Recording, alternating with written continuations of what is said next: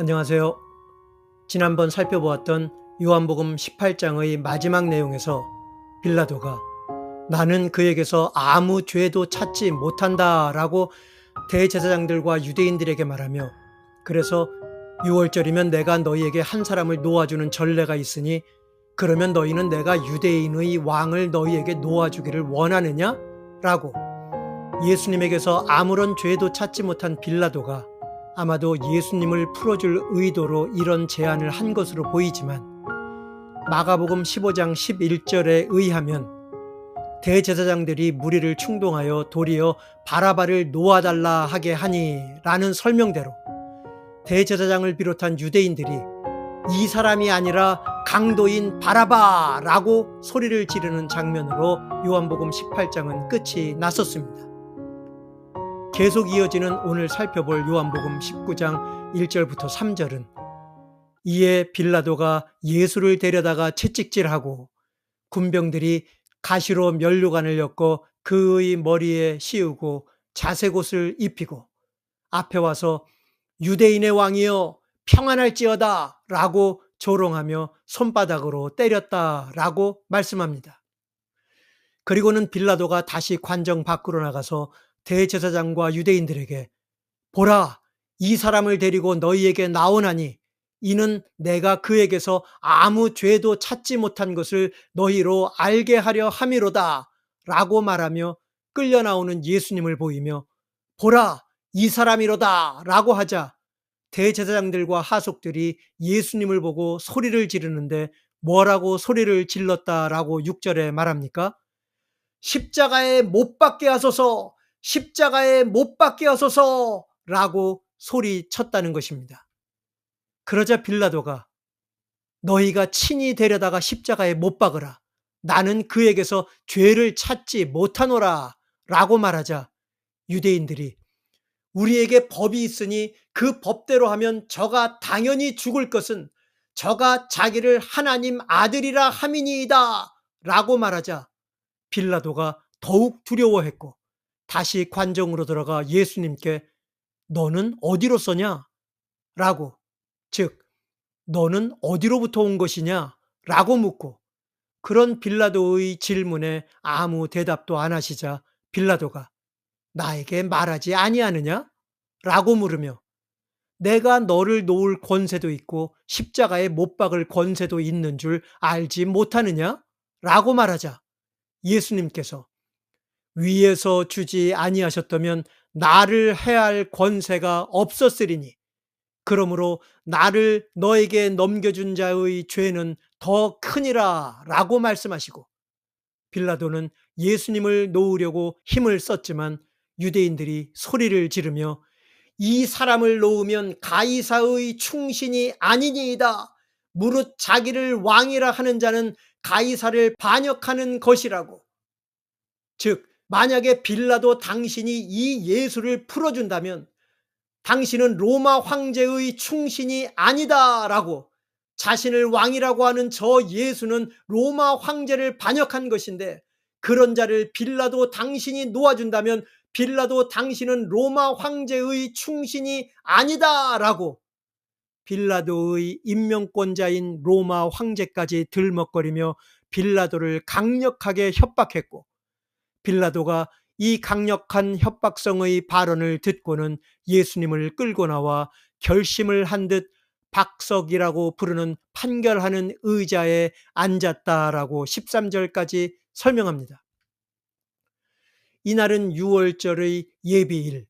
제6시였다고, 즉 금요일 이른 아침 6시였다고 14절에서 설명하며 빌라도가 유대인들을 향해 보라, 너의 왕이로다 라고 말하자 유대인들이 소리를 지르며 없이 하소서, 없이 하소서, 저를 십자가에 못 박게 하소서 라고 외치자 빌라도가 내가 너희 왕을 십자가에 못 박으랴? 라고 되묻고, 대제사장들이 가이사 외에는 우리에게 왕이 없나이다 라고, 로마 황제 외에는 우리에게 왕이 없나이다 라고 대제사장들이 답하자 빌라도가 예수님을 십자가에 못 박게 저희에게 넘겨줍니다. 이렇게 예수님은 대제사장들과 유대인들의 손에 넘겨지고 예수님이 못 박혀 죽게 될 자신의 십자가를 지고 해골이라고 부르는 히브리 말로 골고다라는 곳으로 가시고 그곳에서 십자가에 못 박히시고 다른 두 사람도 예수님과 함께 좌우편에 못 박히고 빌라도가 나사렛 예수 유대인의 왕이라는 팻말을 그 당시 통용되는 언어인 히브리어, 라틴어, 헬라어로 써서 예수님이 못 박힌 십자가 위에 붙였고 그런 빌라도에게 대제사장들이 유대인의 왕이라고 쓰지 말고 자칭 유대인의 왕이라고 쓰라고 하자 빌라도가 나의 쓸 것을 썼다라고 답했고 예수님을 십자가에 못 박고 로마 군병들이 예수님의 옷을 취해 네 부분으로 나누어 각각 한 부분씩 가졌고 속옷은 이어붙여 만든 것이 아니라 통으로 짠 것이어서 군병들이 서로 이것을 찢지 말고 누가 얻나 제비를 뽑자라고 했는데 놀랍게도 이는 성경에 저희가 내 옷을 나누고 내 옷을 제비 뽑나이다 한 것을 응하게 하려 함이러라 라고 놀랍게도 시편 22편 18절에 기록된 말씀인 내 겉옷을 나누며 속옷을 제비 뽑나이다 라는 말씀을 응하시는 것이었음을 밝히시고 25절부터 30절에서는 예수님의 십자가에서의 마지막 장면을 기록하고 있습니다. 어떤 내용입니까? 예수님의 십자가 곁에 예수님의 모친과 이모, 글로바라는 사람의 아내 마리아와 막달라 마리아가 서 있었고 십자가에 달리신 예수님께서 모친과 그의 사랑하시는 제자, 아마도 사도 요한으로 보이는 제자가 곁에 서 있는 것을 보시고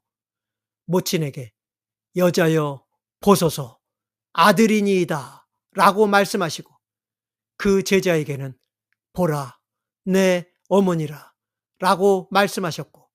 그때부터 그 제자가 예수님의 어머니를 자기 집에 모셨다라고 말씀합니다. 28절에서는 이후에 예수께서 모든 일이 이미 이룬 줄 아시고 성경으로 응하게 하려 하사 가라사대 내가 목마르다 라고 하셨고 사람들이 거기 있던 신 포도주가 가득히 담긴 그릇에서 해용을 적셔서 우슬초 줄기에 매어 예수님의 입에 대었고 예수님께서 그 신 포도주를 받으신 후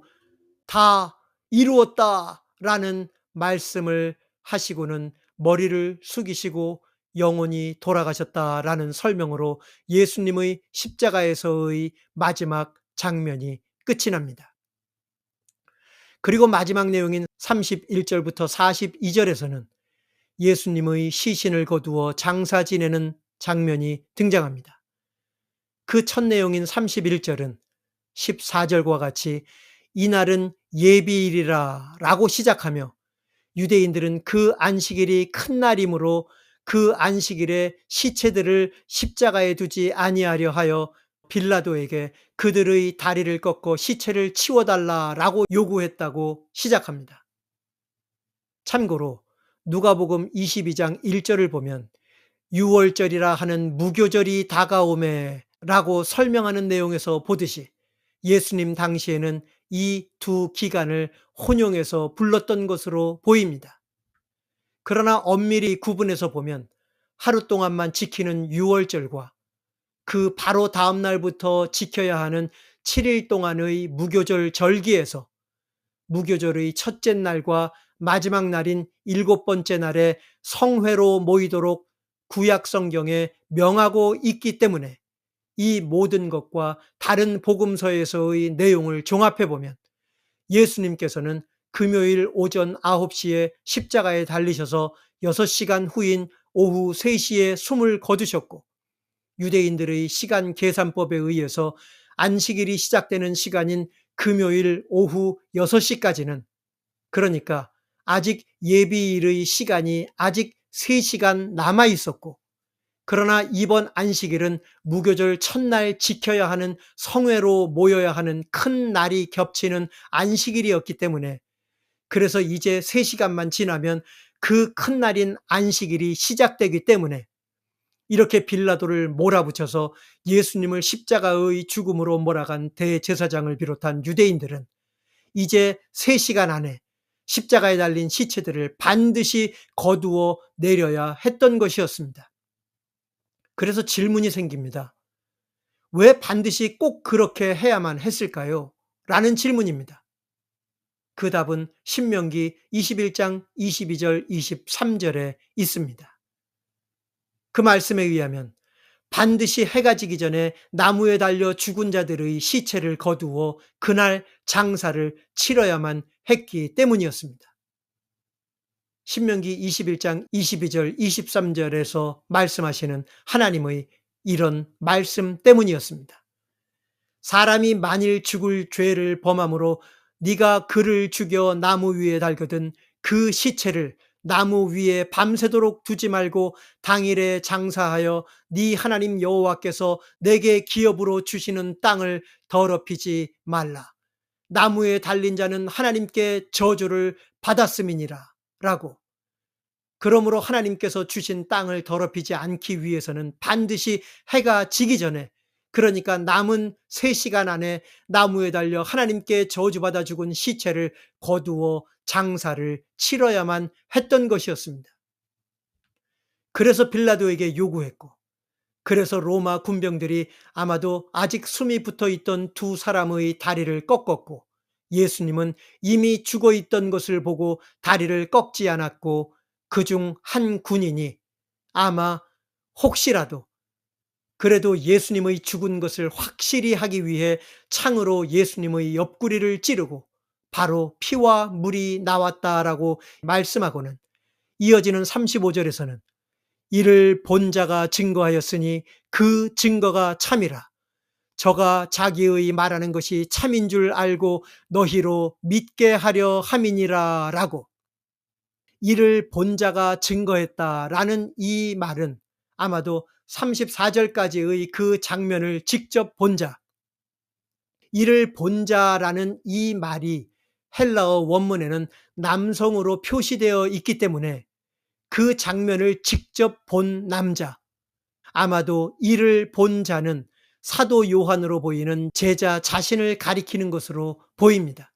왜냐하면 다른 복음서들과 달리 요한복음에는 이 요한복음을 기록하게 하신 사도 요한의 이름이 단 한 번도 기록되지 않고 오직 익명으로만 등장하기 때문에, 그래서 이 제자가 대제사장과 아는 관계였기 때문에 잡혀가는 예수님을 따라 들어갈 수 있었고 베드로까지 들어오게 했던 바로 그 제자, 그래서 아마도 예수님이 십자가에 못 박히시는 그 자리까지 따라올 수 있었던, 이름이 사용되지 않은 바로 그 제자가 사도 요한일 것으로 추정하고 있는 것입니다. 그리고 요한복음 마지막 장인 21장의 끝부분에서도 이 일을 증거하고 이 일을 기록한 제자가 이 사람이라, 우리는 그의 증거가 참인 줄 아노라 라고, 요한복음에 이 일들을 기록한 제자, 바로 사도 요한을 직접적으로 가리키는 이 말과 거의 똑같은 말을 19장 35절에서 말하고 있는 것을 보면 이 19장 35절의 이 설명은 사도 요한이 예수님이 십자가에 달려 죽어가시는 그 과정을 직접 그 앞에서 생생하게 목격하고 이렇게 요한복음에 그 일들을 생생하게 기록하여 증거하고 있고, 그래서 이 증거들이 참이라고, 이렇게 요한복음에 기록한 이 증거들을 보고 읽는 사람들로 하여금 믿게 하려고 이렇게 요한복음에 기록하여 증거하는 것이라고 설명하고 있는 것으로 보입니다. 그리고 이어지는 36절 37절에서는 예수님의 다리뼈가 꺾이지 않은 것과 창으로 찔리신 것도 24절 28절에서 말씀하신 바와 같이 역시 구약 성경의 말씀을 응하게 하신 것이었음을 분명하게 밝히고 계십니다. 이어지는 38절에서는 예수님의 제자이지만 유대인을 두려워하여 예수님의 제자임을 숨겼던 아리마대 사람 요셉이 빌라도에게 예수님의 시신을 가져가기를 구하고 빌라도가 허락하여 예수님의 시신을 가져갔고,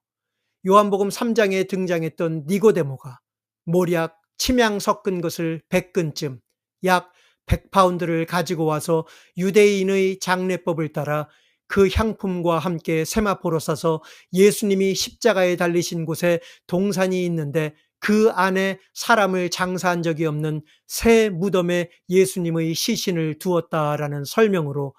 이 모든 것이 예수님이 숨을 거두신 오후 3시에서 안식일이 시작되는 6시 전에, 그러니까 3시간 안에 이루어진 일이었음을, 이날은 유대인의 예비일이요 또 무덤이 가까운 고로 예수를 거기 두니라 라는 42절의 설명으로 요한복음 19장의 내용은 끝을 맺습니다. 오늘 이 19장의 말씀도 지난 18장에 이어 예수님께서 최종적으로 십자가에 달리시고 그 위에서 죽음을 죽으시고 그리고 그 시신을 가져다 장례를 치르는 장면을 보여주고 있습니다. 지난 18장에 이어 역시 이 19장에서도 이러한 장면들을 우리에게 보이시며 단순히 사건들만을 시간적으로 나열하여 우리에게 보여주시는 것이 아니라 이렇게 예수님이 십자가에 달리시고 십자가에서 죽음을 죽으시는 이런 과정들이 철저하게 하나님께서 구약 성경에서 말씀하신 그 말씀들을 그대로 응하신 죽음이었음을 24절, 28절, 36절에서 반복된 설명으로 우리에게 분명하게 나타내 보이고 계시다는 사실입니다. 예수님이 그냥 어떻게 하다 보니 이렇게 십자가의 죽음으로까지 몰렸고 전혀 예상치 못한 죽음을 죽으신 것이 아니라 이 모든 과정들이 철저하게 하나님 아버지께서 말씀하신 대로 하나님 아버지의 말씀을 그대로 응하시는, 즉 철저하게 하나님 아버지의 뜻대로 이루어진 일이라는 사실을 분명하게 밝히고 계시다는 것입니다. 그래서 10절에서 빌라도가 내가 너를 놓을 권세도 있고 십자가에 못 박을 권세도 있는 줄 알지 못하느냐? 라고 말할 때 예수님께서 분명하게 위에서 주지 아니하셨다면 나를 해할 권세가 없었으리니 라고, 지금 예수님이 십자가의 죽음을 향하여 한 걸음씩 가까이 가고 있는 이 걸음이 빌라도의 권세에 달려있는 것이 아니라 빌라도가 자신의 권세로 좌지우지할 수 있는 그런 것이 아니라 오직 철저하게 위에서 허락해 주셨기에 하나님 아버지께서 이 길을 가도록 허락하신 길이었기 때문에, 그래서 지금 예수님께서 이 길을 가고 계신 것임을 분명히 밝히고 계시다는 것입니다. 그리고 28절에서도 이후에 예수께서 모든 일이 이미 이룬 줄 아시고 라고 설명하시는 내용에서도 지금 예수님께서 십자가에 달리셔서도 철저하게 하나님의 뜻대로 모든 일이 이루어진 것을 아시고 마지막 순간까지 하나님 아버지께서 하신 말씀을 응하게 하시려고 내가 목마르다 라고 말씀하시며 30절에서 다 이루었다 라고 마지막으로 말씀하시며 숨을 거두시는 마지막 모습까지 이렇게 철저하게 예수님께서 잡히시고 십자가에 달려 죽으시는 이 모든 일들이 철저하게 하나님 아버지의 뜻을 이루시는 일이었음을 이렇게 19장 전체의 내용 속에서 분명하게 밝히고 계시다는 것입니다.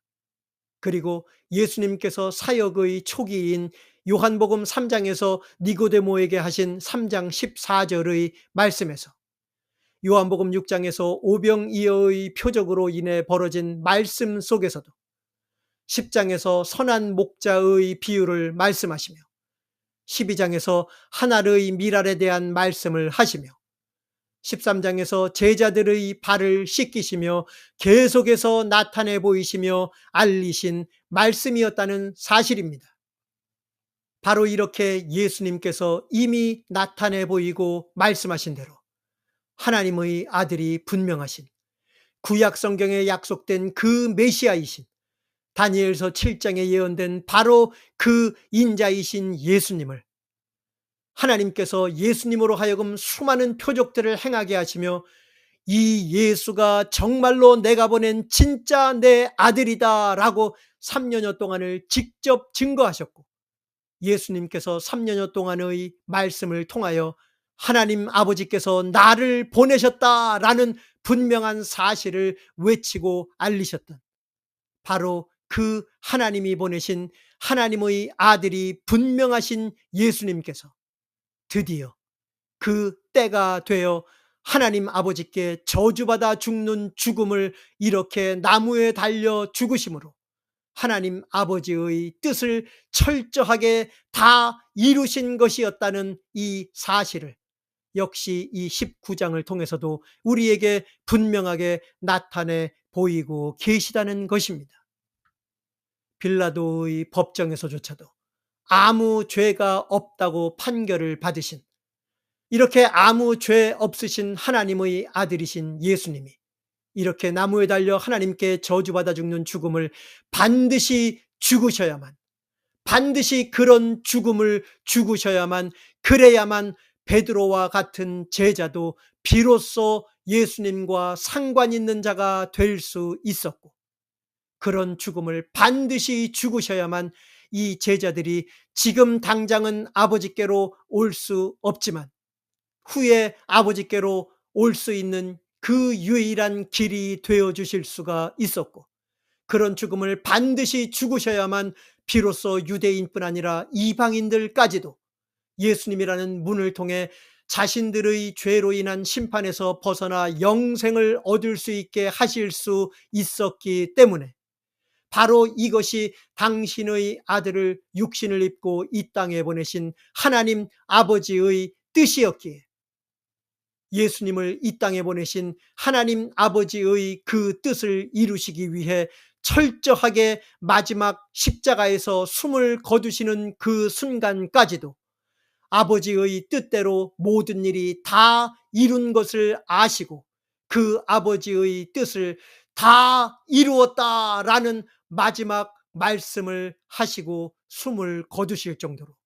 이렇게 철저하게 이 모든 것이 모두 다 아버지의 뜻을 이루시는 바로 그런 죽으심이었음을 우리에게 분명하게 나타내 보이고 계시다는 것입니다. 여러분 어떠십니까? 오늘 요한복음 19장을 통하여 전체 본문 속에서 우리에게 분명하게 나타내 보이시는 이러한 하나님의 의도와 뜻을 분명히 보고 들으셨습니까? 우리의 죄로 인해 하나님의 심판을 절대로 피할 수 없는 저와 여러분을, 우리의 능력으로는 어찌할 수 없는 바로 그 죄로부터, 그 죄로 인한 심판으로부터 저와 여러분을 자유케 하시기 위해, 그래서 예수님이라는 문을 통해 심판이 아닌 영생을 얻게 하시기 위해 이러한 하나님 아버지의 뜻이 이루어지게 하시기 위해 정작 하나님이 보내신 하나님의 아들이신 예수님은 구약 성경에 약속된 그 메시아이신, 다니엘서에 예언된 그 인자이신 예수님 자신은 그러한 하나님 아버지의 뜻을 이루시기 위해 제자 중 하나에게 팔리우고 기꺼이 잡히시며 모욕과 채찍질을 당하시며 저주받은 뱀처럼 나무에 달려 하나님께 저주받아 죽는 그 죽음을 기꺼이 죽으신 것이었다는 바로 이 사실을, 바로 이러한 하나님 아버지의 뜻을 이루시기 위해 마지막 숨을 십자가에서 내뱉으시면서까지 그 하나님 아버지의 뜻을 다 이루었다라고 말씀하셨다는 바로 이 사실을, 이런 예수님의 죽으심이 바로 저와 여러분을 위한 죽으심이었다는 사실을, 이것이 바로 저와 여러분을 위한 하나님 아버지의 뜻이었다는 사실을 오늘 19장의 본문을 통하여 분명하게 보고 들으셨습니까? 이제 우리와는 달리 이러한 사실을 전혀 모른 채 충격적으로 예수님의 십자가의 죽음을 맞이했을 제자들에게 이미 말씀하셨던 대로 다시 살아나신 예수님께서 제자들에게 나타내신 모습을 이어지는 20장에서 우리가 보게 될 것입니다. 예수님의 십자가의 죽음을 전혀 이해하지 못했던 제자들의 모습은 과연 어떠했을까요? 그리고 그런 제자들에게 나타나신 예수님께서는 어떤 말씀을 제자들에게 하셨을까요? 그리고 그런 부활하신 예수님을 본 제자들의 반응은 어떠했을까요? 이러한 사실들을 하나님께서는 요한복음 20장에 어떤 내용으로 기록하셔서 우리에게 무엇을 나타내 보이셨을까요? 이런 질문들과 함께 오늘 요한복음 19장의 영상은 여기에서 마치겠습니다. 지금까지 온리 바이블 오직 성경이었습니다. 감사합니다.